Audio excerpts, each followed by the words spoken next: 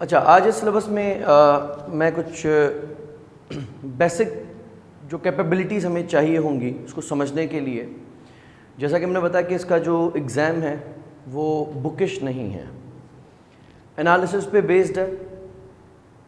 Analysis में as we see there are multiple things कि हम एग्जिस्टिंग सिचुएशन को एवेल्यूएट करेंगे, पूरा एक गेम प्लान चेक किया जाता है कि हमें क्या स्ट्रेटजीज रखनी चाहिए और हम किस तरीके से मकसद हासिल कर सकते हैं।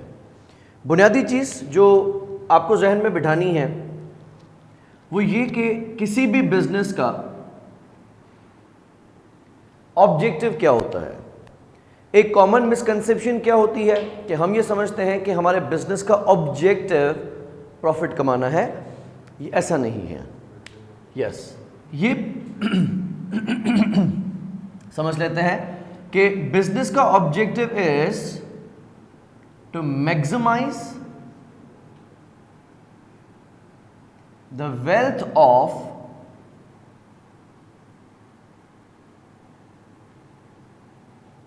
Share holders. जो ऑर्डिनरी शेयर होल्डर्स हैं, हमें उनकी वेल्थ मैक्सिमाइज करनी है। और मैं ये कह रहा हूं कि बिजनेस का ऑब्जेक्टिव सिर्फ प्रॉफिट कमाना नहीं है।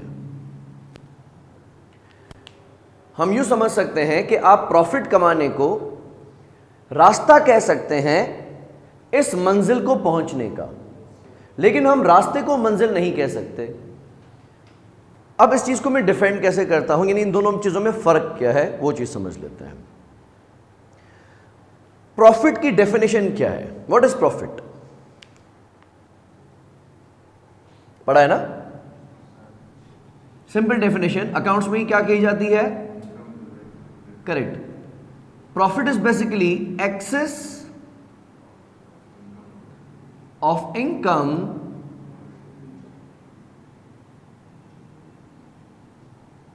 Over expenses. ऐसा ही है। रेवेन्यू में, इनकम में हम कौन कौन सी इनकम्स मानते हैं ये हमें अच्छे तरीके से पता है। कुछ incomes ordinary course of business activities की होती हैं जिनको हम रेवेन्यू कहते हैं, और कुछ इनकम्स हमारी अदर सोर्स ऑफ एक्टिविटीज से आ जाती हैं जो हमारा main course of business activity तो नहीं होता, लेकिन इनकम तो बहरहाल हम उसको मानते हैं। एक्सपेंसेस में एक हम अपने मैन्युफैक्चरिंग एक्सपेंसेस मानते हैं या परचेसिंग एक्सपेंसेस मानते हैं, जिसको हम कहते हैं cost of goods sold.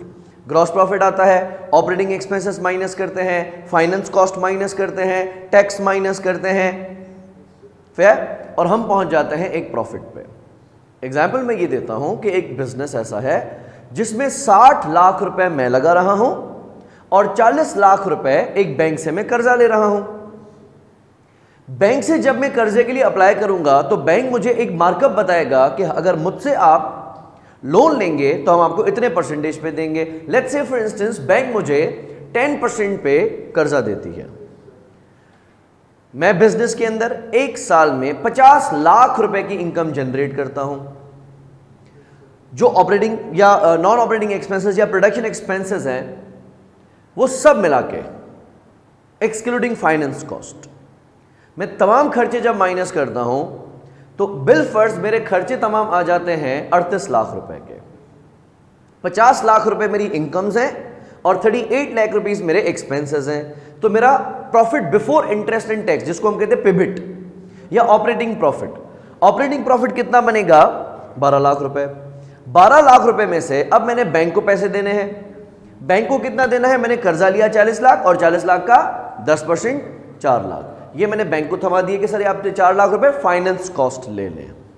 12 lakh में से 4 लाख ले गया बैंक, बाकी पीछे रह गया 8 लाख रुपए।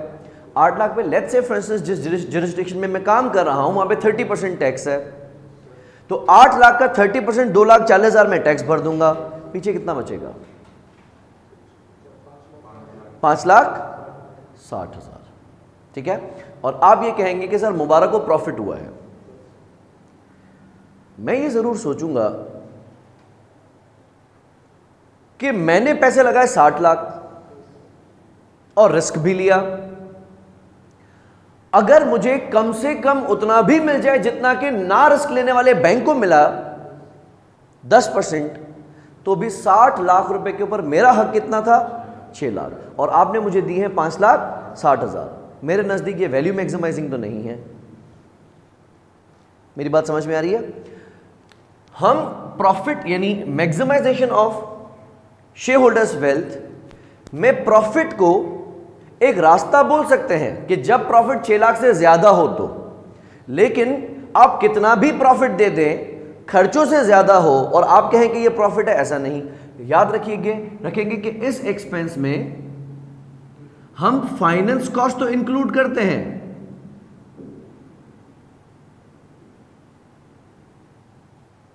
फाइनेंस कॉस्ट का मकसद क्या? इसको हम कहते हैं कॉस्ट ऑफ डेट, यानी जिनसे मैंने कर्जा लिया है वो मुझसे जो जितना रिटर्न एक्सपेक्ट कर रहे हैं वो तो मैंने शामिल किया है, लेकिन जिसने रिस्क लिया है, जिसने अपने पैसे दांव पे लगाए हैं, जो नफे नुकसान का पार्टनर है, नुकसान भी भरेगा नफा भी भरेगा, और हर साल उसको फिक्स रिटर्न नहीं मिलेगा। इसमें कॉस्ट ऑफ इक्विटी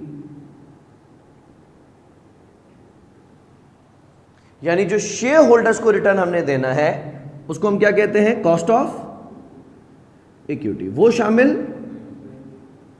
नहीं है। इस वजह से आप इसको बड़े फख्र से प्रॉफिट कह सक रहे हैं, लेकिन शायद मैं इसको प्रॉफिट ना कह सकूं। प्रॉफिट में तब कह सकता हूं से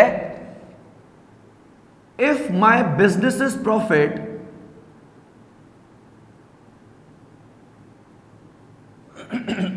is greater than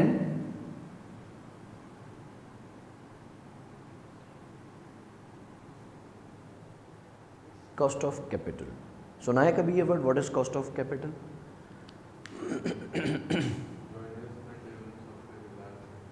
okay, what happens, आपने QMT के अंदर शायद ये लफ्ज सुना हो as a discount rate. What happens, हम अपने इस कॉस्ट ऑफ कैपिटल को ट्रीट करते हैं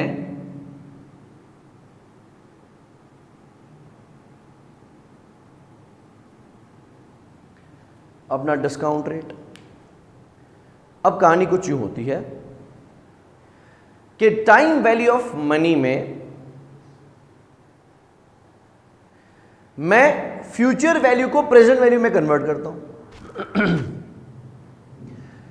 जब मैं फ्यूचर वैल्यू को डिस्काउंट करता हूं, उसमें से इंटरेस्ट निकालता हूं, उसमें से कॉस्ट ऑफ कैपिटल निकालता हूं, तो वो बन जाती है प्रेजेंट वैल्यू।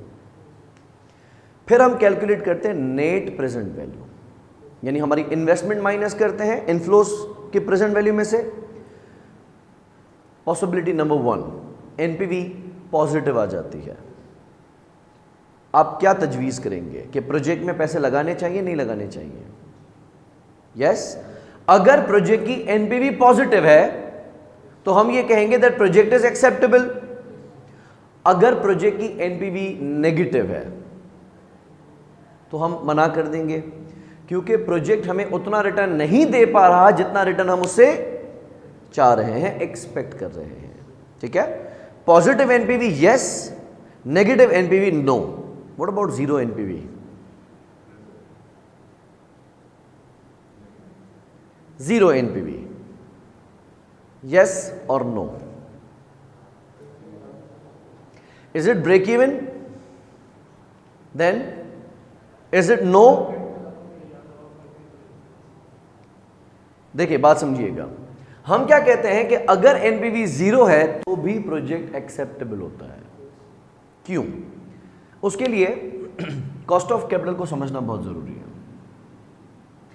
एक रूल आपने ये याद रखना है इस पूरे सब्जेक्ट के अंदर कि बिजनेस का ऑब्जेक्टिव प्रॉफिट कमाना नहीं बल्कि शेयर होल्डर की वेल्थ मैक्सिमाइज करना है।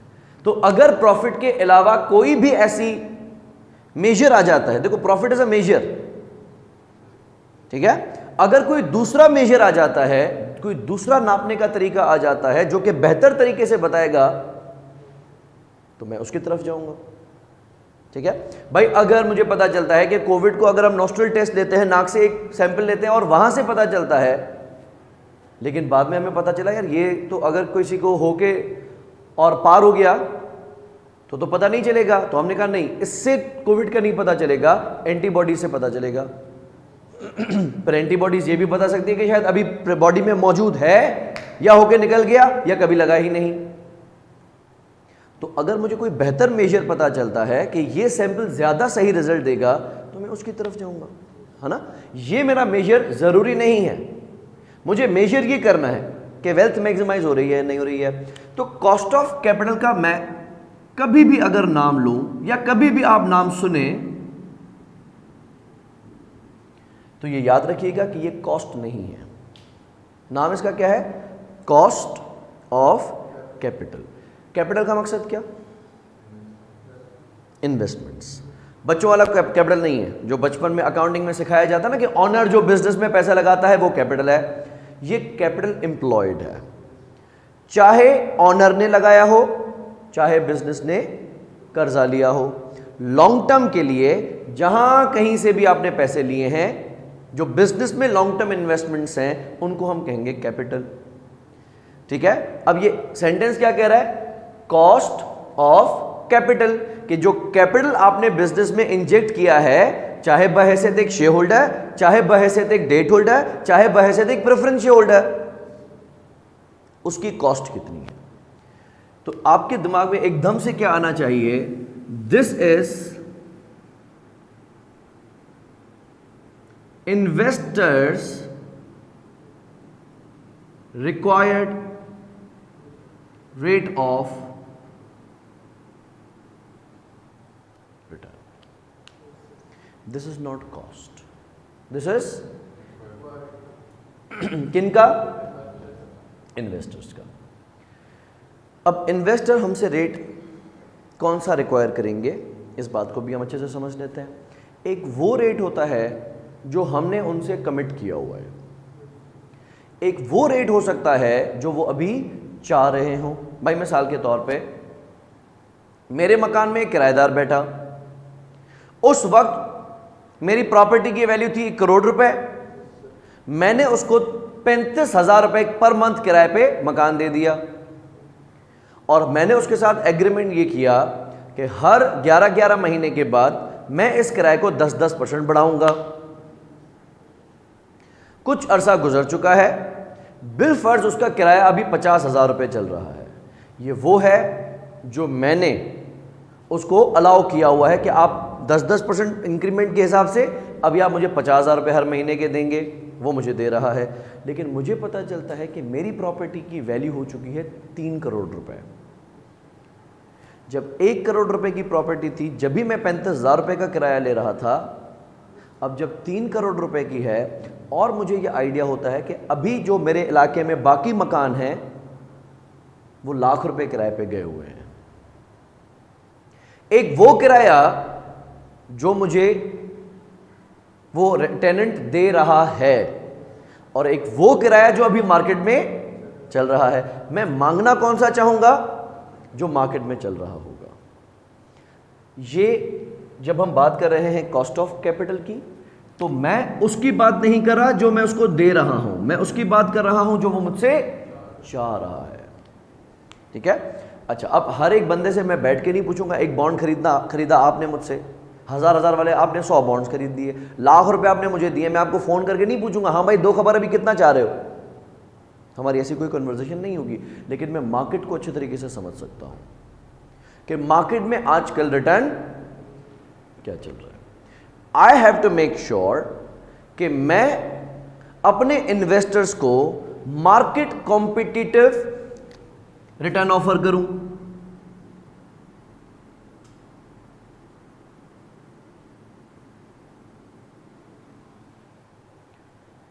मिसाल बॉन्ड्स के ऊपर जो रिटर्न है वो सीधा सीधा कनेक्टेड होता है पॉलिसी रेट से। पॉलिसी रेट क्या होता है? शरह सूद, जिसको हम कायबोर भी कहते हैं, कराची इंटरबैंक ऑफर्ड रेट। एक मुल्क की सेंट्रल बैंक ने जो शरह सूद तय कर ली, आज का इन्वेस्टर किसी भी बैंक में पैसे रखवाएगा, किसी भी कंपनी का बॉन्ड खरीदेगा, कहीं भी फिक्स्ड इन्वेस्टमेंट करेगा, तो उसको पॉलिसी रेट जितना रेट तो ऑफर होगा, लेकिन उसके नसीब खराब कि उसने मुझसे तब बॉन्ड्स खरीदे जब 8% का इंटरेस्ट चल रहा था, आज 12.25% का चल रहा है। मैं जो अपना कॉस्ट ऑफ कैपिटल कैलकुलेट करूंगा वो 8% पे नहीं करूंगा, वो 12.25 पे करूंगा, मार्केट कॉम्पिटिटिव रिटर्न। ठीक है, अब इसमें इन्वेस्टर्स कौन कौन से होते हैं ये हमने कल भी बात की थी, आज फिर एक्सप्लेन करते हैं। इन्वेस्टर्स में एक होते हैं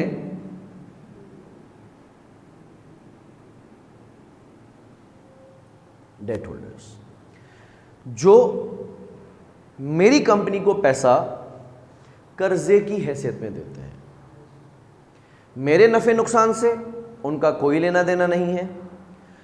मैंने उनको एक मैच्योरिटी दी होगी, 3 साल की हो, 5 साल की हो, साल की हो, 7 साल की हो, कि मैं आपको इतने अरसे के बाद आपको आपका पैसा वापस करूंगा। फिर मैंने उनको यह कहा हो कि जो पार वैल्यू है वही वापस करूंगा।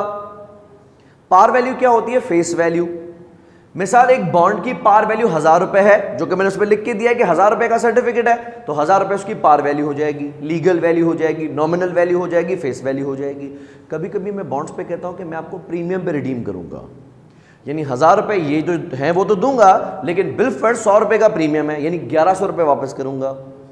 ये मेरे नफे नुकसान से बंधा हुआ नहीं है। मैंने इनको ये 1100 रुपए हर हाल आज से 3 साल बाद, 5 साल बाद, 7 साल बाद, जो भी अरसा है, मेच्योरिटी पीरियड है, उसके बाद देना है।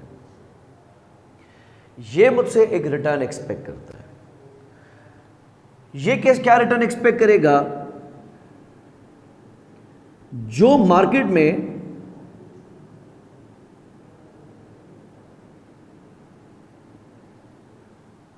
यील्ड चल रहा होता है, जो मार्केट में इंटरेस्ट चल रहा होता है, मुझसे ये वो मांगेगा, जिसको हम नाम देते हैं कॉस्ट ऑफ डेट। क्या हर तरह का लोन देने वाला शख्स या एंटिटी मुझसे बराबर रेट इंटरेस्ट मांगेगी? थोड़ा इस पर सोचना है। मैं बैंक से लोन लेता हूं और मैं पब्लिक से लोन लेता हूं, क्या दोनों को मुझसे बराबर रेट मांगना चाहिए? क्यों अलग अलग हो सकता है? अगर अलग अलग हो, जो सस्ता होगा मैं उसे ले लूंगा।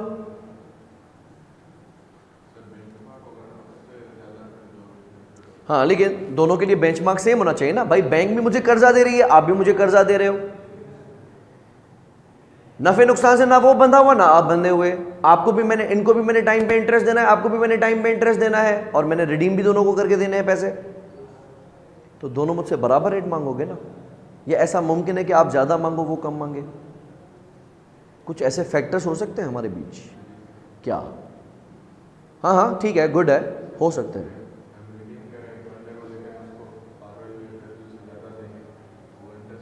क्यों दूं मैं?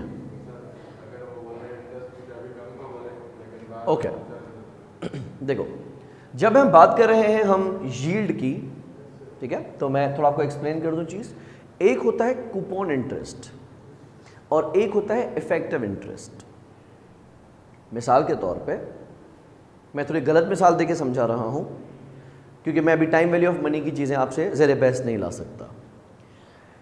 आप मुझसे 1000 रुपए दें, मैं आपको 1000 रुपए के ऊपर 5 साल में 10% दूंगा, ठीक है?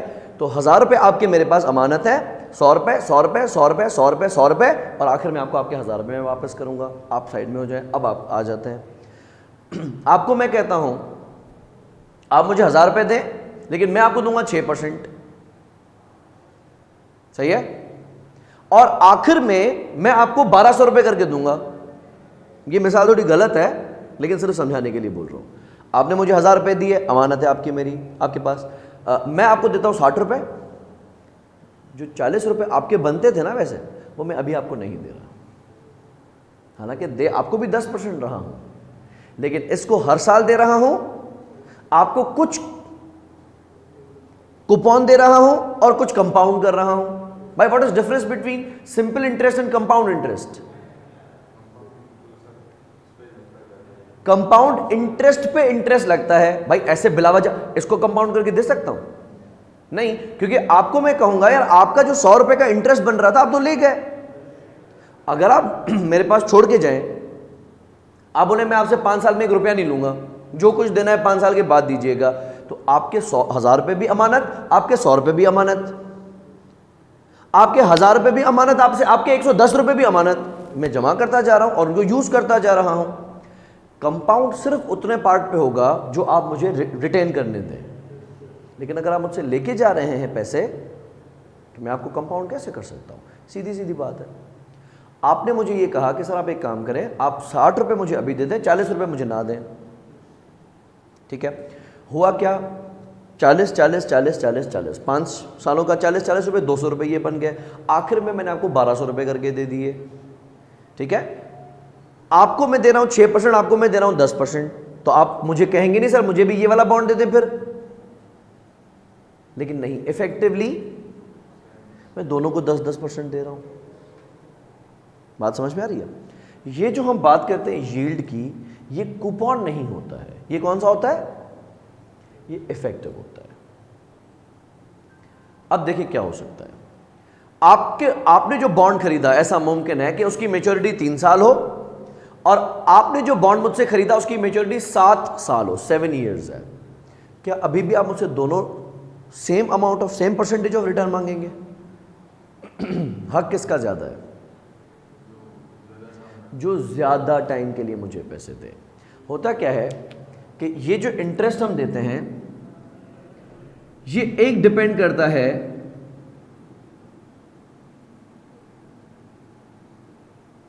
ड्यूरेशन पे, कि कितने अरसे के लिए लोन दिया है। भाई बैंक ने मुझे लोन दिया है अगर 2 सालों के लिए, 1 साल के लिए, और आपने मुझे दिया है 7 साल के लिए। हालांकि दोनों हो तो मेरे लिए कर्जा, लेकिन should I offer same return to both? अगर ऐसा होगा तो आप कभी भी 7 साल की कमिटमेंट मेरे साथ नहीं करेंगे। आप कहेंगे मुझे भी साल का देते जाओ, फिर मर्जी हुई तो पैसे निकाल लूंगा, मर्जी हुई तो मैं आपको अगले साल के लिए दे दूंगा, ठीक है? जो इंटरेस्ट रेट होता है वो डिपेंड करता है कि मैच्योरिटी कितनी है। दूसरा ये डिपेंड करता है साइज ऑफ इन्वेस्टमेंट पे। बैंक मुझे दे रहा है बिल फर्ज 50 लाख रुपए और आप मुझे दे रहे हैं 2 करोड़ रुपए। एब्सोल्यूट अमाउंट में तो जाहिर सी बात है आपको ज्यादा मिलेगा क्योंकि आपके इन्वेस्टमेंट 2 करोड़ है, लेकिन जो ज्यादा अमाउंट देगा वो रिटर्न भी ज्यादा मांगेगा, क्योंकि वो एक ही जगह पे ज्यादा अमाउंट इन्वेस्ट कर रहा है, तो डिजर्व्स कि वो आपसे रिटर्न भी ज्यादा मांगे। तीसरा, ये डिपेंड करता है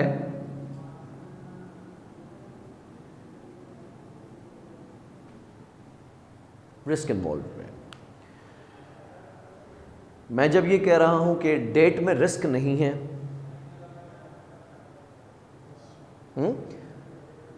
जीरो रिस्क उसमें हो सकता है जो गवर्नमेंट बैक्ड हो, यस, कि गवर्नमेंट के है, लेकिन अगर प्राइवेट कंपनी के हैं तो कुछ भी कह लो रिस्क तो है, रिस्क तो है। रिस्क क्या हो सकता है? क्रेडिट रिस्क हो सकता है। भाई मैं इतना डुबो दूं पैसे, इतना नुकसान कर दूं कि आखिर में जब आप पैसे निकालने आए तो शायद आपको आपका प्रिंसिपल भी पूरा ना मिले। और मैंने बैंक से भी लिए हुए हैं, मैंने बॉन्ड्स भी इश्यू किए हुए हैं, मैंने डिबेंचर्स भी इश्यू किए हैं, लेकिन इतने पैसे नहीं है कि सबको पूरा पड़ सकूं। कभी कभी क्या होता है, कुछ लोन होते हैं सिक्योर्ड लोन्स। एक वर्ड आपने सुना होगा, मोर्टगेज। मोर्टगेज क्या होता है? हम किसी चीज को उसके अगेंस्ट गिरवी करवाते हैं। बैंक अक्सर जब भी मुझे लोन देगा तो वो मेरी कोई ना कोई प्रॉपर्टी, कोई ना कोई एसेट उसके अगेंस्ट गिरवी करेगा। यानी कल को मेरे डिफॉल्ट करने की सूरत में ये तो पहले ही पैसे लेके भाग जाएगा, क्योंकि इसने मेरा एक एसेट का कागजात पकड़े हुए हैं। उससे अगर मैं गाड़ी करवाता हूं, गाड़ी के कागजात रख लेगा, प्रॉपर्टी करवाता हूं, प्रॉपर्टी के कागजात रख लेगा। और कुछ इसमें एसेट बैक्ड नहीं होती सिक्योरिटीज। इन केस अब एसेट्स को लिक्विडेट किया जाएगा, फिर सबको बांटा जाएगा। तो जिसने प्लीज करवाई हुई है कोई चीज, जिसने गिरवी करवाई हुई है कोई चीज, वो तो सेफ हो गया, उसको मैं कम रिटर्न ऑफर कर सकता हूं। लेकिन जिसके अगेंस्ट मैंने कोई चीज सिक्योर नहीं की है, वो मुझसे ज्यादा रिटर्न ऑफर कर सकता है और मुझे ऑफर करना पड़ेगा उसको। ठीक है, तो कॉस्ट ऑफ डेट तमाम कर्जा देने वाले डेट होल्डर्स की सेम हो ऐसा जरूरी नहीं है, लेकिन जो भी रिटर्न वो मुझसे एक्सपेक्ट करेंगे उस रिटर्न को हम क्या कहेंगे? Cost of debt. And what does cost of debt mean? This is debt holders required rate of return. जो मैं उनको दे रहा हूं वो नहीं, जो वो मुझसे चाह रहे हैं। दूसरे इन्वेस्टर्स होते हैं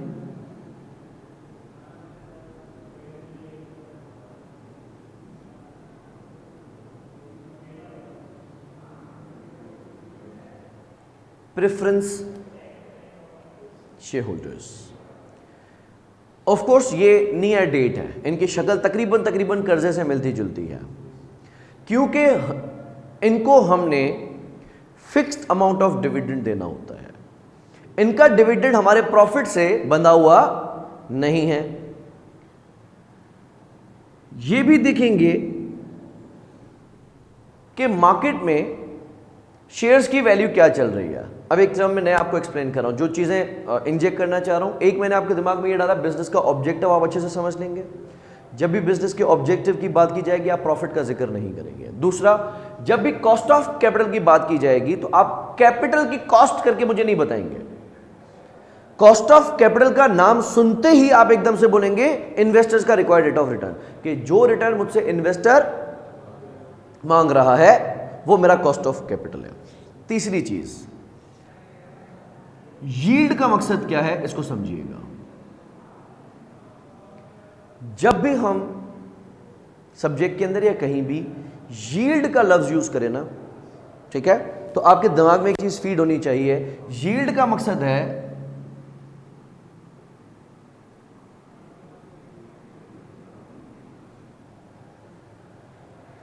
रिटर्न ऑन मार्केट वैल्यू। एक होती है पार वैल्यू, एक होती है परचेज कॉस्ट और एक होती है मार्केट वैल्यू। मिसाल, आपके दादा ने किसी रियल एस्टेट डीलर से डीलिंग करते हुए एक जगह पे मकान ले लिया। उस वक्त में वो मकान 10 लाख रुपए का था और आपके दादा ने 10 लाख रुपए देकर वो मकान खरीद दिया। रहना उसमें था नहीं, इन्वेस्ट किया था। और उसी स्टेट एजेंट ने कहा कि मकान तो भाई साहब वैसे ही खाली पड़ा हुआ है, तो क्यों ना मैं इसको किसी को किराए पे दे दूं। तो आपके दादा ने बोला ठीक है, हर तरह के कब्जे से महफूज हो जाएगा हमारा मकान, ना लोग कब्जा कर सकेंगे ना आसेब। तो बेहतर है कि किसी को बिठा देते हैं, लेकिन यह है कि वो किराएदार खुद कब्जा ना करने बैठ जाए।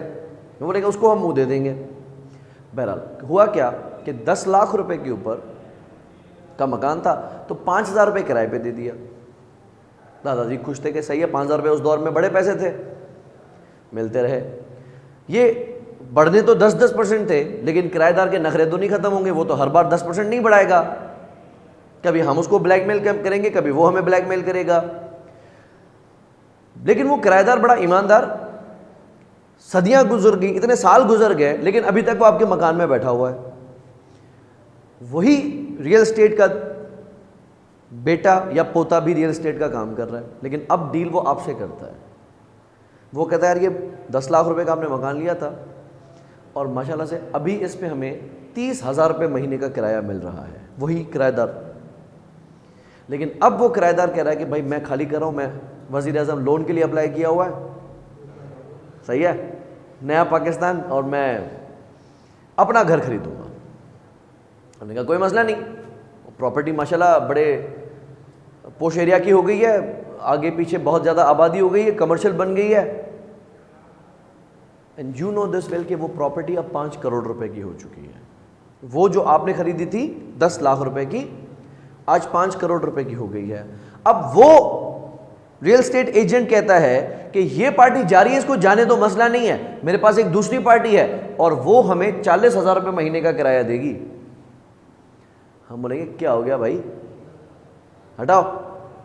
वो कहता है बड़े लालची हो, 10 लाख रुपए की इन्वेस्टमेंट पे अगर 40,000 रुपये हर महीने में मिले तो आपके तो 2 साल में पैसे बाहर है, अकल से काम लो। तो आप कहोगे उसको बेटा कौन से दौर की बात कर रहे हो, कौन से 10 लाख रुपए? वो कहता है यार मेरे पास अभी भी एग्रीमेंट मौजूद है, आपके दादा को मैंने 10 लाख रुपए में दिलवाया था, तो 10 लाख रुपए की इन्वेस्टमेंट के ऊपर 40,000 रुपये माहाना किराया तुम्हें समझ में नहीं आ रहा? वो सही कह रहा है, आप सही कह रहे हो।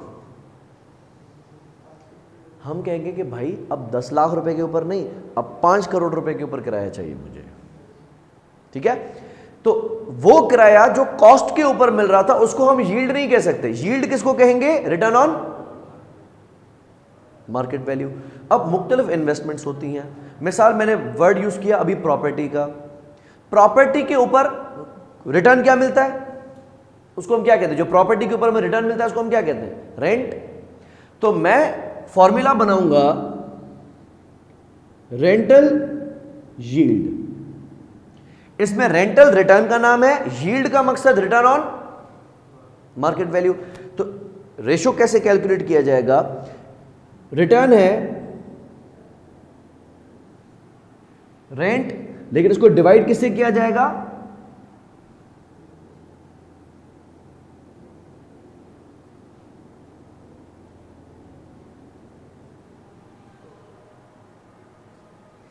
ठीक है, यील्ड का नाम जब भी सुनेंगे तो हम क्या अज्यूम करेंगे? Market value, return on market value of asset और सिक्योरिटी। मिसाल शेयर्स के ऊपर, ऑर्डिनरी शेयर्स के ऊपर रिटर्न जो मिलता है उसको हम क्या कहते हैं? डिविडेंड। यस, तो मैं फॉर्मूला बना रहा हूं डिविडेंड यील्ड, ठीक है? रिटर्न क्या है? डिविडेंड। मिसाल के तौर पे वो शेयर की पार वैल्यू है 10 रुपए, तो मैं डिवाइड उसको किससे करूंगा? 10 रुपए से नहीं करूंगा, मैं देखूंगा आज मार्केट में ये शेयर कितने का चल रहा है। पता चलता है कि ये शेयर की मार्केट वैल्यू 250 रुपए है, तो मैं बोलूंगा 10 रुपए को हटाओ, वो पुरानी बात है, आज की बात करो। तो मैं इसको डिवाइड किससे करूंगा? मार्केट वैल्यू ऑफ शेयर से। जब हम बॉन्ड खरीदते हैं उस पर रिटर्न जो मिलता है उसको हम क्या कहते हैं? इंटरेस्ट। तो मैं फॉर्मूला बनाता हूं इंटरेस्ट यील्ड का।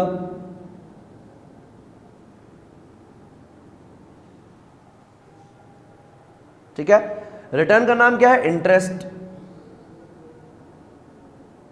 डिवाइड करूंगा किससे? Market value of bond. तो बॉन्ड की पार वैल्यू कुछ और हो सकती है, इश्यू वैल्यू कुछ और हो सकती है, मार्केट वैल्यू कुछ और हो सकती है। मार्केट वैल्यू मुतअद्दिद फैक्टर्स पे डिपेंड करती है ना। आपको छोटी सी बात याद दिलाऊं, हमारे पास चलते हैं स्टेट बैंक के प्राइस बॉन्ड्स, ठीक है, जो कि इससे मुख्तलिफ है। प्राइस बॉन्ड्स और कमर्शियल बॉन्ड्स में फर्क क्या होता है? इस पे मिलता है इंटरेस्ट। मिसाल आपके पास अगर 15,000 वाला बॉन्ड होता, 1500 वाला बॉन्ड होता, 100 रुपये वाला बॉन्ड होता, 750 वाला बॉन्ड होता, 40,000 वाला बॉन्ड होता, उस पर मैं आपको हर साल या हर महीने अमाउंट दूंगा। तो मिसाल के तौर पे मैंने अगर 1000 लोगों से 15-15 हज़ार रुपये वाले बॉन्ड्स इशू किए हैं उनको, तो सब लोगों ने मुझे पैसे दिए हैं, मैं सब लोगों को एक फिक्स्ड मार्कअप हर महीने या हर साल दिया करूंगा, सबको मिलेगा। ये होता है इंटरेस्ट का रूल। हमने कहा यार इंटरेस्ट तो हराम है, अगर हमने लोगों को कह दिया ये इंटरेस्ट है तो लोग इन्वेस्ट नहीं करेंगे, और हमारी आवाम ना लक पे बड़ा बिलीव करती है। सही है, दुआ करो लॉटरी लग जाए। तो ये दुआओं पे चलते हैं, हर दुआ में यही मांगते हैं कि यार एक कमेटी डाली हुई है, अगर मेरा नंबर आ गया ना उसके बाद मुझे किस्तें नहीं देनी पड़ेंगी। ठीक है, फिर हमारा फिर एडवांटेज भी लिया जाता है। तमाम सुपरमार्ट्स क्या करते हैं भाई, 5,000 या उससे ज्यादा की शॉपिंग पर एक सुनहरी कार जीतने का मौका, और कार साल से वही खड़ी है। बाइक मिलेगी, 10 बाइकें इनाम में निकलेंगी, और हम वैसे तो शॉपिंग अपने हिसाब से करते हैं, लेकिन कहते हैं यार बचत तुम डालो, तुम्हारा किस्मती हाथ है, तुम इसमें पर्ची डाल दो। कहीं ना कहीं हमारे दिमाग में चल रहा होता है कि क्या पता किस्मत है। सही है। हमने पाकिस्तानियों को कह दिया कि यार देखो सबको नहीं देंगे, हम 3-3 महीने में करेंगे कुरानदाजी, लकी ड्रॉ, जिसका नंबर आएगा ना उसी को नवाज देंगे पूरा। अब 15,000 रुपए के ऊपर अगर हर किसी को मैं दूं 10-10%, तो 1,500 रुपए साल के, अगर 3-3 महीने में मैं करके भी दूं तो क्या मिलेंगे? 350 रुपए, 375 रुपए। और 375 रुपए से क्या होगा? सब कह रहे हैं हर बात तो सही कह रहे हो, लेकिन जिन 3 खुश नसीबों का फर्स्ट में, सेकंड में और थर्ड में नंबर लग गया, उसको एक ही चोट पे 1.25 करोड़ रुपए, 2 करोड़ रुपए मिलेंगे। तो हर कोई कहता है सही है। तो हमारे बड़ों ने सालों से इन्वेस्टमेंट डाली हुई है, हर 3-3 महीने के बाद प्राइस बॉन्ड की लिस्ट उठा के देखते कि मेरा नंबर लगा कि नहीं लगा। लेकिन उनको ये है कि यार 15,000 तो पड़े ना मेरे, जब भी निकालना चाहो निकाल सकता हूं। तो मैंने क्या किया, अगर मैंने 15,000 रुपए लेकर लोगों से 15 करोड़ रुपए ले लिए, वैसे 15 करोड़ का 10%, 1.5 करोड़ में हर साल सबको देता। ऐसे मैंने क्या कर दिया, उस 1.5 करोड़ रुपए को 4 सालों में 4 इनामों में तकसीम कर दिया, और फिर खुश किस्मत, खुश नसीब को वो इनाम दूंगा, सबको नहीं दूंगा। मेरा खर्चा तो वही है ना, वैसे सबको देता, ऐसे किसी किसी को दूंगा। लेकिन वो प्राइस बॉन्ड्स की मार्केट वैल्यू भी बढ़ती और गिरती है। होता क्या है, मिसाल एक 15,000 वाला बॉन्ड है जिसकी कुरानदाजी जून में होने वाली है और अभी चल रहा है अप्रैल, अभी हुई है, तो उस मार्केट में उसकी वैल्यू डाउन हो जाती है। जैसे वो बॉन्ड लकी ड्रॉ के करीब जाता है, लोग तो ये चाहते हैं कि कुरानदाजी से 2 दिन पहले बॉन्ड खरीद दूं। सही है। 3 महीने क्यों इन्वेस्ट करूं, कुरानदाजी से 2 दिन पहले खरीदूं, लकी ड्रॉ देखूं, अगर इनाम लग गया तो ठीक है, नहीं लगा तो 2 दिन के बाद वापस बेच दूंगा। तो जो बेचने वाला है वो बोलेगा am I joke to you, पागल समझा है, 3 महीने से मैं पकड़ के बैठा था, 2 दिन में तुम पकड़ जाओगे। होता क्या, वो बॉन्ड्स ब्लैक हो जाते हैं। अक्सर लोग इसमें इन्वेस्टमेंट किया करते थे। लकी ड्रॉ की रात को हम कहते हैं चांद रात। चांद रात पे इन बॉन्ड्स की वैल्यू 1,000, 1500 रुपए ऊपर हो जाती है।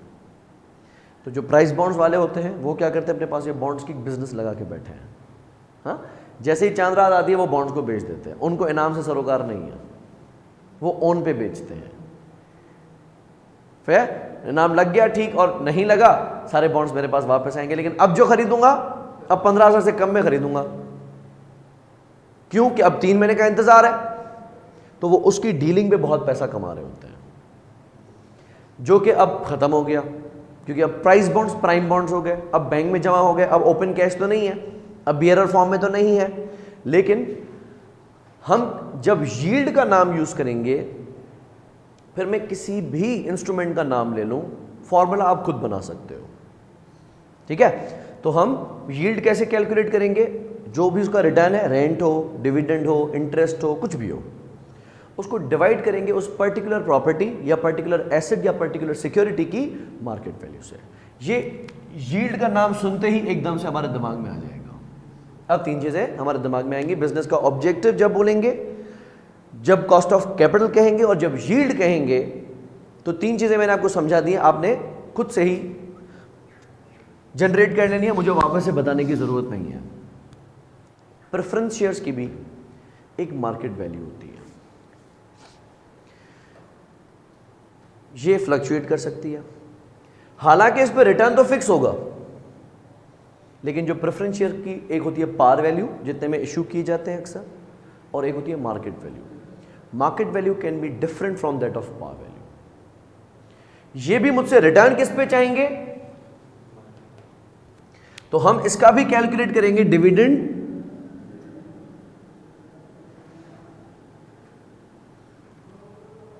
यील्ड। अब एक बात समझिएगा, मैंने जो फॉर्मूलाज बनाए उसमें मैंने अजम्पशन क्या यूज की है, ये मैं आपको QMT से थोड़ा रिवाइज करता हूं। एक वर्ड आपने पढ़ा है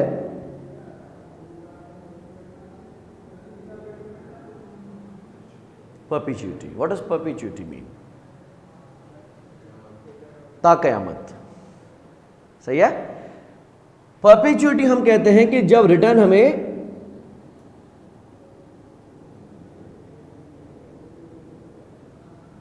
इनफाइनाइट टाइम पीरियड तक मिलता रहेगा। दुरुस्त है। मैंने जब ये अज्यूम किया कि प्रॉपर्टी पे मुझे जो किराया मिलेगा वो कब तक मिलेगा? ता कयामत। यहां पे जो अज्यूम किया मैंने, सही है। आपको याद हो थोड़ा आगे इन क्यूएमडी से, हम परपेचुअल कैश फ्लोज को प्रेजेंट वैल्यू में कैसे लाते हैं? कौन सा फॉर्मूला? परपेचुअल फैक्टर का फॉर्मूला क्या है? सही है, दुरुस्त है। ध्यान दीजिएगा, हम क्या करते हैं, हम रखेंगे एनुअल कैश फ्लो जो कि कांस्टेंट होगा, उसको हम डायरेक्टली डिवाइड कर दें बाय,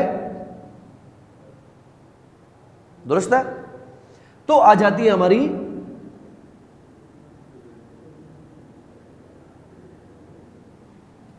प्रेजेंट वैल्यू। अब चौथा टर्म समझोगे आप। 3 टर्म्स में समझा चुका हूं, अब चौथा टर्म। फाइनेंशियल मैनेजमेंट के अंदर मार्केट वैल्यू या फेयर वैल्यू किसको कहा जाएगा?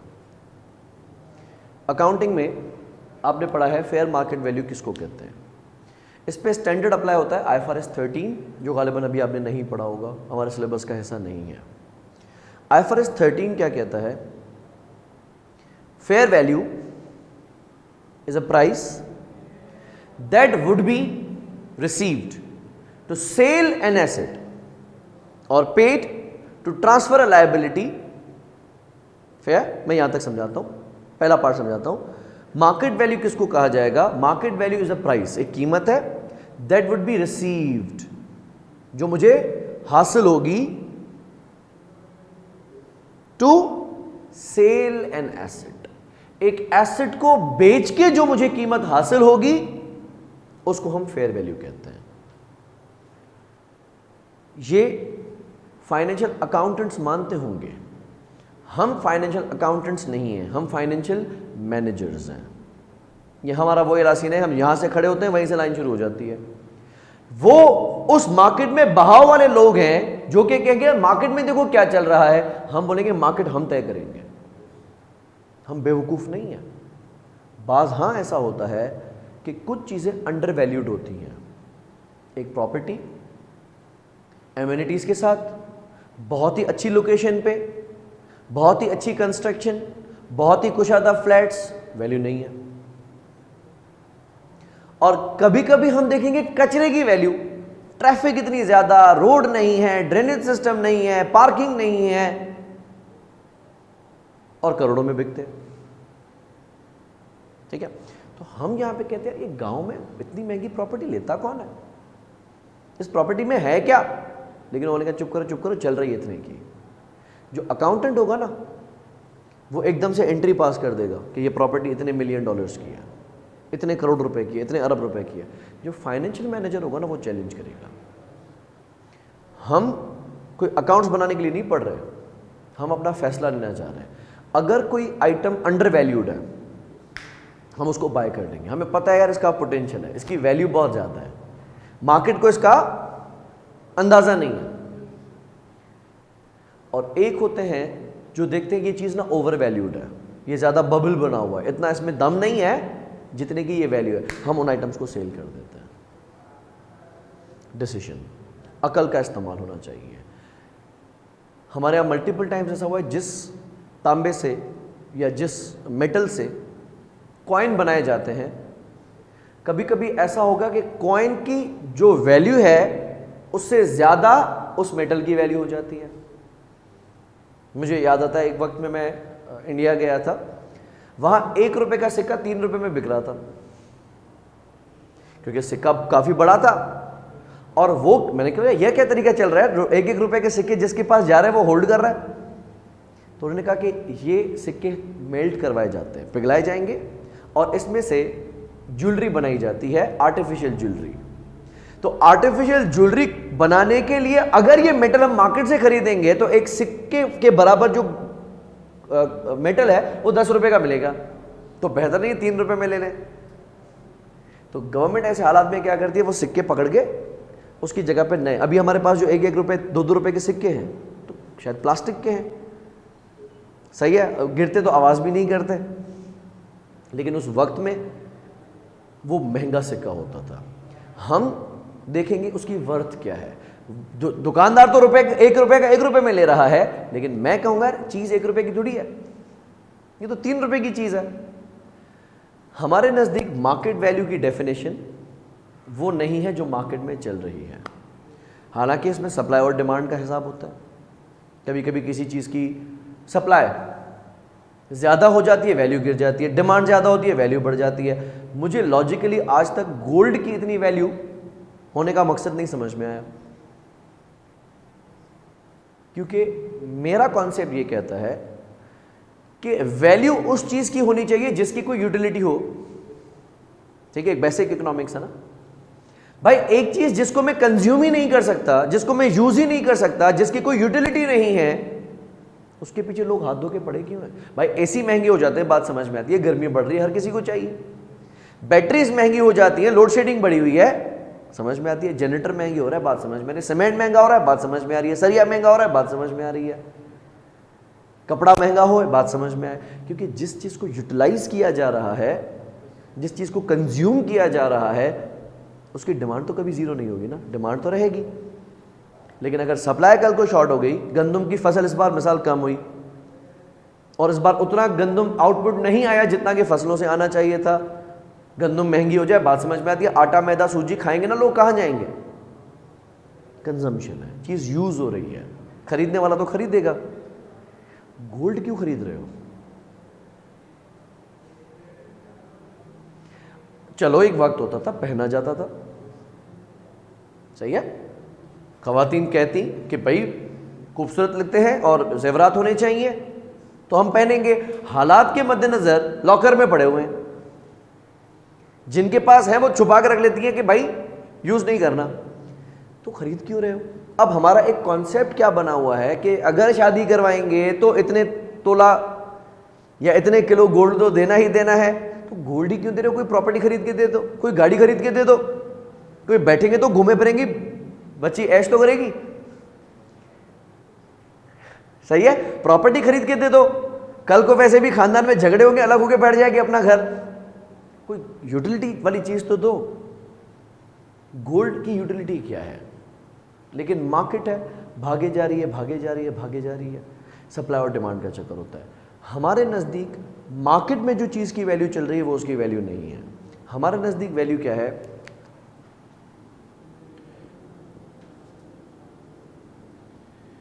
Discounted present value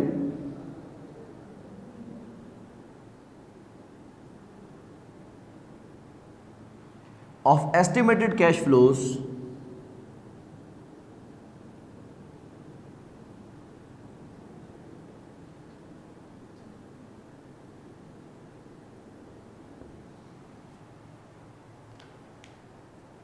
at investors required rate। इस डेफिनेशन को थोड़ा समझिएगा। मैंने अगर बॉन्ड की मार्केट वैल्यू निकालनी है तो मैं देखूंगा उस बॉन्ड में से कैश फ्लोज कितने एस्टिमेटेड है। जहाँ तक मेरा ख्याल है आपने अभी IAS 36 नहीं पढ़ा होगा, पढ़ लिया? गुड है। उसमें एक वर्ड आपने सुना होगा, value in use. What does value in use mean? Correct, continuing use से जो उसमें से कैश फ्लोज एस्टिमेटेड है उनकी हम प्रेजेंट वैल्यू निकालते हैं और कहते हैं कि ये इसकी वैल्यू इन यूज है। फिर देखा जाता है कि fair value and value in use में से हायर ऑफ क्या है उसको हम रिकवरेबल अमाउंट कहते हैं। वो अकाउंटिंग के मसले, मेरे मसले नहीं है। लेकिन वैल्यू इन यूज जो उसमें से मैं बेनिफिट्स हासिल कर सकता हूं वो मेरे लिए उसकी प्रेजेंट वैल्यू है। अब थोड़ा ध्यान से देखिएगा, अगर कैश फ्लोज की प्रेजेंट वैल्यू इन्वेस्टमेंट के बराबर हो जाए तो एनपीवी कितनी होगी? जिस पे 0 एनपीवी होगी वो मेरी इन्वेस्टमेंट है, वो मेरी फेयर वैल्यू है। बात समझ में आ रही है कि मैं अगर किसी भी सिक्योरिटी की, प्रेफरेंस शेयर्स की, बॉन्ड्स की, प्रॉपर्टी की, एसेट की फेयर वैल्यू जब कैलकुलेट करूंगा ना, तो मैं ये नहीं देखूंगा कि आज ये मार्केट में कितने का चल रहा है, मैं ये देखूंगा कि इसमें से मैं कितने बेनिफिट्स हासिल कर सकता हूं। उन कैश फ्लोज को जब मैं डिस्काउंट करूंगा प्रेजेंट वैल्यू पे, तो वो मेरे लिए कहलाएगी प्रेजेंट वैल्यू। और इस वैल्यू पे अगर मैंने चीज खरीदी तो मेरी एनपीवी 0 आएगी, और एनपीवी 0 मतलब उतना ही आईआरआर जितना आपका कॉस्ट ऑफ कैपिटल। भाई जितना रिटर्न आप चाह रहे थे उतना ही मिल रहा है, जब भी तो एनपीवी 0 है। अब मेरे इस फॉर्मूला को देखिएगा, मैंने रखे एनुअल कैश फ्लो, और ये कैश फ्लो अगर मुझे परपिचुइटी में मिलने हैं, एन्युटी नहीं है, 5-7 साल नहीं है, ता कयामत मिलते जाएंगे, तो उसको डिस्काउंट कैसे करूंगा? डिवाइड करूंगा आय से, और ये बन जाएगी मेरी प्रेजेंट वैल्यू। और मेरी प्रेजेंट वैल्यू ही है मेरी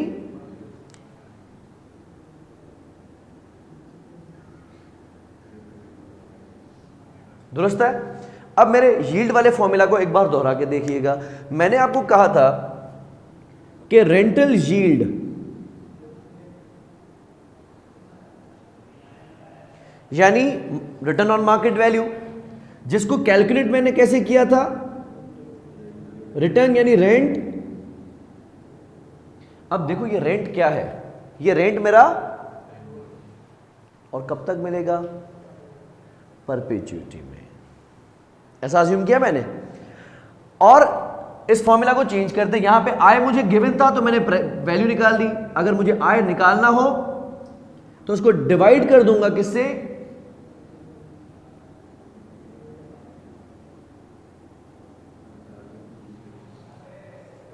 ठीक है। अगर हमारी अकल काम करे तो मैं किराए को देख के प्रॉपर्टी की वैल्यू भी बता सकता हूं। मिसाल के तौर पे, अगर आपको थोड़ा मार्केट का आइडिया हो, या अगर आप जहां रह रहे हैं हैदराबाद में या पाकिस्तान में जनरली, अगर एक बंगलो करोड़ रुपए का है, अगर एक फ्लैट करोड़ रुपए का है, उसका किराया महीने का कितना होगा? 40। दुरुस्त कह रहा है।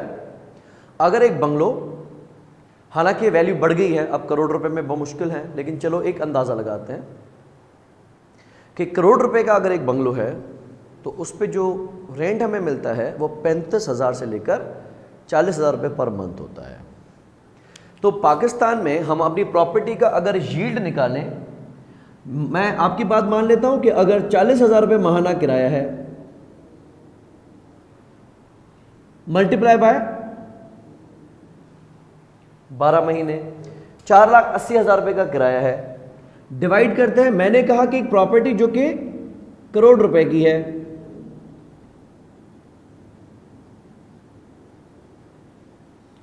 तो हमारी एरिया में प्रॉपर्टी का रेंटल यील्ड क्या चल रहा है?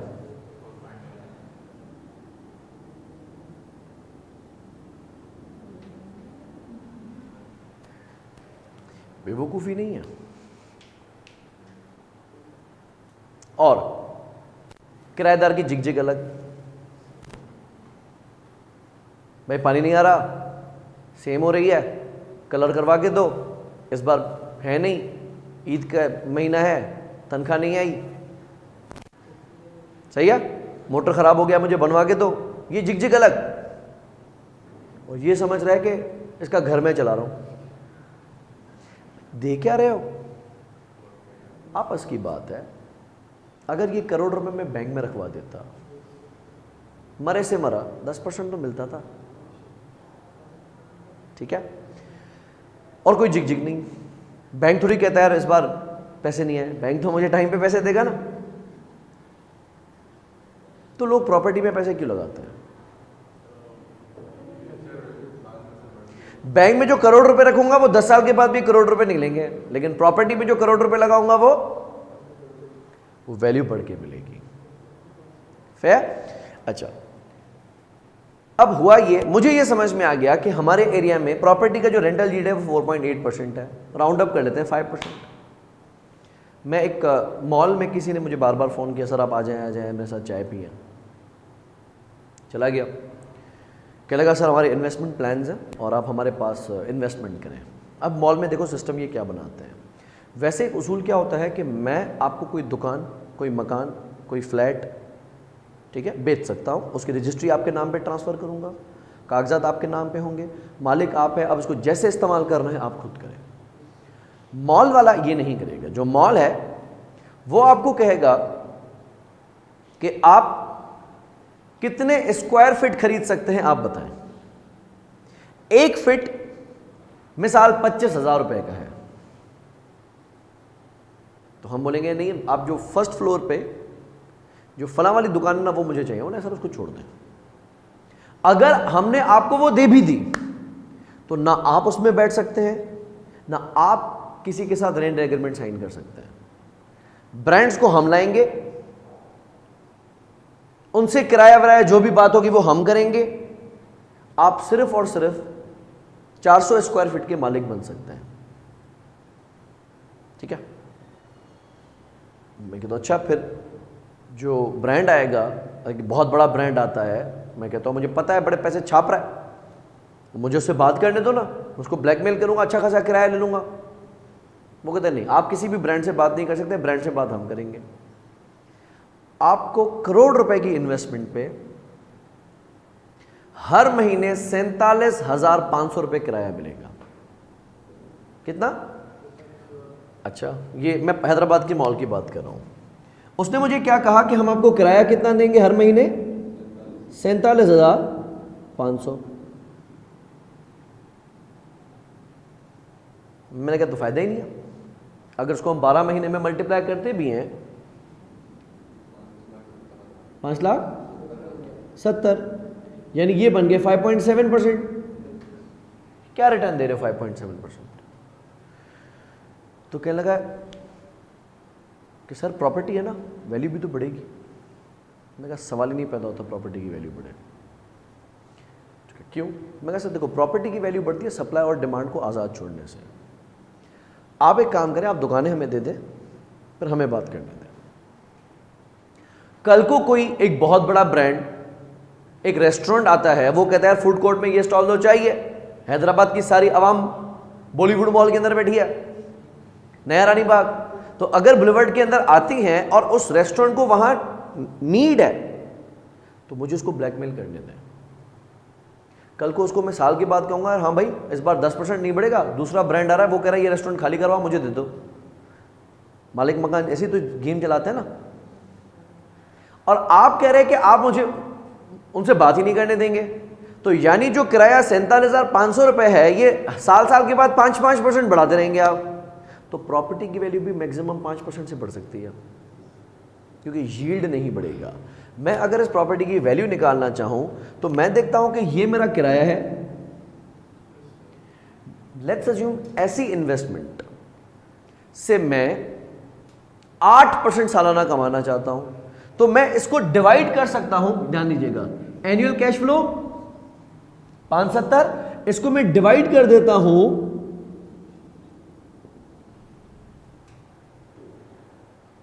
8% से।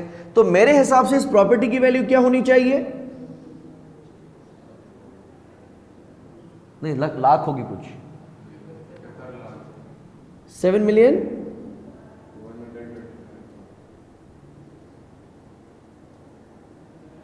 मैं उसको कह सकता हूं भाई अगर 70 लाख में देने का मूड हो तो दो, नहीं तो मैं जा रहा हूं, चाय पिलाओ भेजाओ। मैं उससे बात कर सकता हूं। Getting a point? इसको हम इधर वे यूज कर सकते हैं, लेकिन फेयर वैल्यू हमारे नजदीक वो नहीं जो मार्केट में चल रही है। हम फेयर वैल्यू खुद निकालेंगे। एंड फेयर वैल्यू हम कैसे निकालेंगे? Bye discounting future estimated cash flows at a required rate of return. Same would happen with the bond. आपके पास एक बॉन्ड है जिसकी मेच्योरिटी 7 साल है, पार वैल्यू 1,000 रुपए है, और आपने ये बॉन्ड खरीदा था 12% के हिसाब से। 2 साल गुजार चुके हो आप, अब आप ये चाह रहे हैं कि मैं अपना ये बॉन्ड किसी और को बेच दूं। आपकी मुलाकात होती है मुझसे, आप मुझसे टकरा जाते हैं। मैं कहता हूं आजम भाई बॉन्ड बेचना है, आप कहते हैं सर बॉन्ड बेचना है। मैं कहता हूं बाकी कितना टाइम है बॉन्ड में, तो आप कह सकते हैं 7 में से 2 साल तो हो चुके हैं, बाकी 5 सालों का इंटरेस्ट मिलेगा। अब देखिएगा, मैं कहूंगा इसका इंटरेस्ट मिलेगा पहले से लेकर 5 साल तक। कितना? 1000 रुपए का 12% 120 रुपए। तो ये हो गया कैश फ्लो, लेकिन ये परपेचुइटी में नहीं है, ये कैश फ्लो किस में है? एन्युटी में है। लेकिन अगर ये इररिडीमेबल प्रेफरेंस शेयर होता था तो मैं इसको 5 ना लगाता, ठीक है। थोड़ी देर के लिए मान लिया कि ये इनफाइनाइट है। आपने बॉन्ड नहीं खरीदा बल्कि आपने इररिडीमेबल प्रेफरेंस शेयर खरीदा है। तो भाई जितने सालों का डिविडेंड आप ले चुके हैं उसको तो जाने दें। अब हम आगे की बात करते हैं। अब जो ये प्रेफरेंस शेयर खरीदेगा उसको सालाना 120 रुपए का डिविडेंड मिलेगा, दुरुस्त है। लेकिन मैं देख रहा हूं कि यार मार्केट में इंटरेस्ट चल रहा है 14%, सही है। आपसे कहता हूं आजम भाई कितने का बेचोगे? आपने कहा सर चले जितने की खरीदे आप उतने में ले लें, सही है। आपसे ज्यादा नहीं लेंगे, आपसे मुनाफा नहीं रख रहा, जितने में मैंने खरीदा था उतने दे दें। मैं कहता हूं चलो मैं चेक करता हूं, तो मैं क्या करूंगा, इस 120 को डिवाइड करूंगा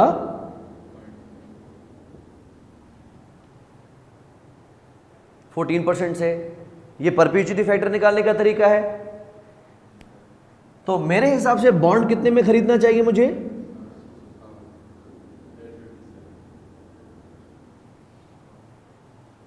भले ये बॉन्ड, भले ये प्रेफरेंस शेयर मार्केट में 1200 रुपए का चल रहा हो, मैं फाइनेंशियल मैनेजर हूं, अंधा नहीं हूं। मुझे बैलेंस शीट में दिखाने के लिए वैल्यू नहीं चाहिए, मुझे प्रॉफिट लॉस में दिखाने के लिए वैल्यू नहीं चाहिए। मुझे देखना है कि क्या ये मुझे प्रेफरेंस शेयर खरीदना चाहिए या नहीं खरीदना चाहिए, ठीक है। मिसाल ये 100 प्रेफरेंस शेयर है, 10-10 रुपए का एक खरीदा था आपने। आप कह रहे सर 100 का 100 लीफ एक साथ बेचूंगा मैं, तो मैं कहूंगा मैं आपको 100 शेयर्स के कितने पैसे दे सकता हूं? बिकॉज 857 से अगर महंगा मैंने खरीदा मेरी एनपीवी नेगेटिव हो जाएगी, और अगर एनपीवी नेगेटिव है तो ऐसी इन्वेस्टमेंट तो बेवकूफ करते होंगे, हम तो नहीं करते।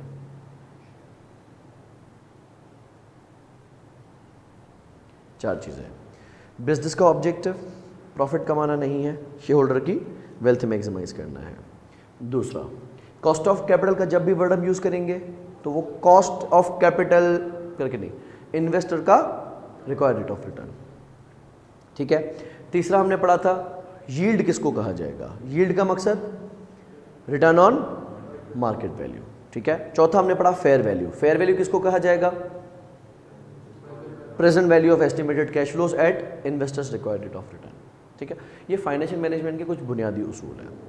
जब हम इनको अच्छे से समझ जाएंगे ना, फिर हमें फाइनेंशियल मैनेजमेंट सही मकसद से समझ में आएगी। अटैम्प्ट मैंने देखा था, क्योंकि एक ही अटैम्प्ट हमारे सामने हुआ है, बेहतरीन टेक्निकल पेपर था, बेहतरीन टेक्निकल पेपर था। यानी weighted average cost of capital का एक सवाल दिया, सिर्फ इतना नहीं कहा कि कॉस्ट ऑफ कैपिटल बताओ कितना है, पूछा कि अब कंपनी को जब मजीद पैसे चाहिए उससे कंपनी के कॉस्ट ऑफ कैपिटल पे क्या फर्क पड़ सकता है, एनालिसिस थी, बाकायदा थ्योरी में लिखना था। तो इस पेपर का एक हैंडसम अमाउंट थ्योरी है, और आपको ऐसी वर्डिंग चाहिए, एक ऐसा तरीका चाहिए जिससे आप अपनी पॉइंट को पिच कर सको। अगर सिर्फ कैलकुलेशन आ रही है, we can not pass this. ये सिर्फ कैलकुलेशन वाला पेपर ही नहीं है, इसके पीछे जो लॉजिक्स चल रही हैं, जो कॉन्सेप्ट्स चल रहे हैं इसके पीछे, अगर वो आपने अच्छे से बिठा दिए ना, अच्छा ये सिर्फ पेपर के लिए इंपॉर्टेंट नहीं है। मैं हमेशा कहता हूँ यार आप चार्टर्ड अकाउंटेंट्स हो, आप फाइनेंशियली स्ट्रांग होने चाहिए। एक बैंकर भी आपके सामने बैठे ना, जो बैंकर आपके सामने बैठेगा वो मार्केटिंग का बंदा होगा, वो आपको टोपी नहीं कराना चाहिए। हमें कहते सर गाड़ी ले ले, हमसे गाड़ी लीज करवा ले और सबसे कम देंगे, हम आपको 8% पर एनम देंगे। और मैं कहा साहब क्या हो गया, कायबोर चल रहा था उस टाइम पे 9 पता नहीं 11-10%। मैं कहा कायबोर चल रहा है 10%, आप मुझे देंगे 8% पे। तो कहा बैठे मैं आपको समझाता हूं, बैठ गया। तो उसने क्या किया, 5 सालों में हर महीने की जो किस्त थी उस किस्त को मल्टीप्लाई कर दिया 60 महीनों से, ठीक है। मैं कहा ठीक हो गया। बोला आप हमें टोटल देंगे इतने पैसे, मिसाल के तौर पे एक गाड़ी थी 45 लाख की, वो मुझसे ले रहे थे 60 लाख रुपए, एक मिसाल के तौर पे बता रहा हूं। तो आप हमें देंगे 5 साल में कितने? 60 लाख। मैं कहा ठीक है। बोला माइनस गाड़ी की वैल्यू कितनी है? 45। बोला वो तो प्रिंसिपल है ना। मैं कहा दुरुस्त है। उसने क्या किया, 60 लाख में से 45 लाख कर दिया माइनस। बोला ऊपर से कितने आप मुझे दे रहे हैं? 15 लाख। बोला ये कितने साल में दे रहे हैं? डिवाइड किया उसने 5 साल से। बोला हर साल में इतना हो गया, डिवाइड करो 15 लाख को 5 साल से 3 लाख। सही है। कहा देखिए 3 लाख रुपए आप हर महीने हर साल मुझे ज्यादा दे रहे हैं। हाँ। बोला और आप मुझसे लोन कितना ले रहे हैं? 45 लाख का। तो 3 lakh divided by 45 lakh, multiply by 100,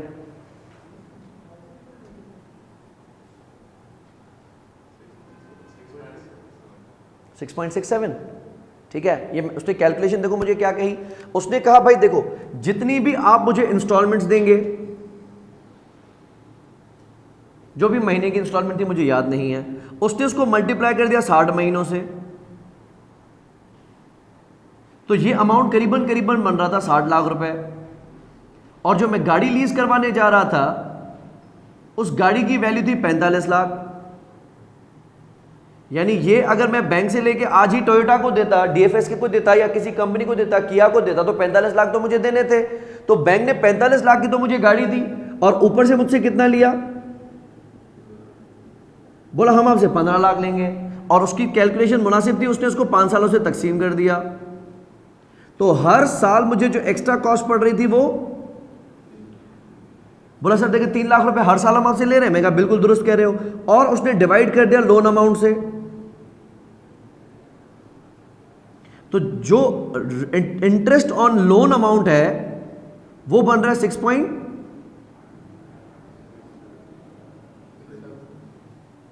बोला गलत कह रहा हूं। तो अब एक लम्हे को तो हम भी सोचे यार काइबोर 10% चल रहा है, ये 6.67 पे कैसे दे रहे हैं। मैंने उसको सिंपली ये कहा कि सर आप तमाम सालों में मेरा लोन 45 लाख रुपए क्यों अज्यूम कर रहे हैं? पहले साल जितनी भी किस्तें मैं आपको दे चुका होऊंगा वो सारी की सारी इंटरेस्ट की तो नहीं होंगी ना, उसमें कुछ प्रिंसिपल भी तो मैं आपको दे चुका होऊंगा। फिर मेरे ऊपर 45 लाख रुपए का तो कर्जा नहीं होगा।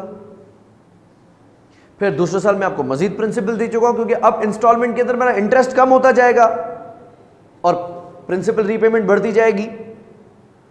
तो उसने कहा सर पता नहीं, जो हमें हेड ऑफिस से बताते ना हम आपको वैसा बताते हैं। वो मार्केटिंग का बंदा है, वो आपके दिमाग के साथ नहीं खेलना चाहिए।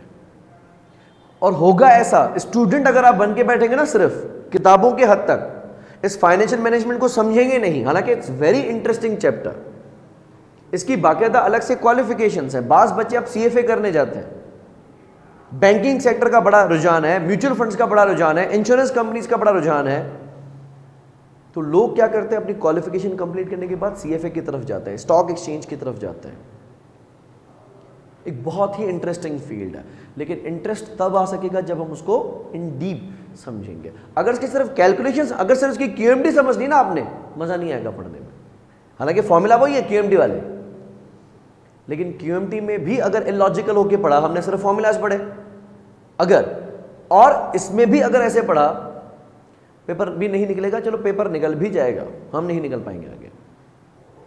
एंड आई अप्रिशिएट कि बहुत ही बेहतरीन पेपर बनाया है, जिसमें मैनेजरल एनालिसिस भी है और फाइनेंशियल एनालिसिस भी है। मैनेजरल वाला पार्ट तो मैंने आपको बताया था कि बिजनेस को पैसों के अलावा क्या क्या रिस्क्स हैं, अपॉर्चुनिटीज़ हैं, थ्रेट्स हैं, किन चीज़ों को संभाल के रखना है।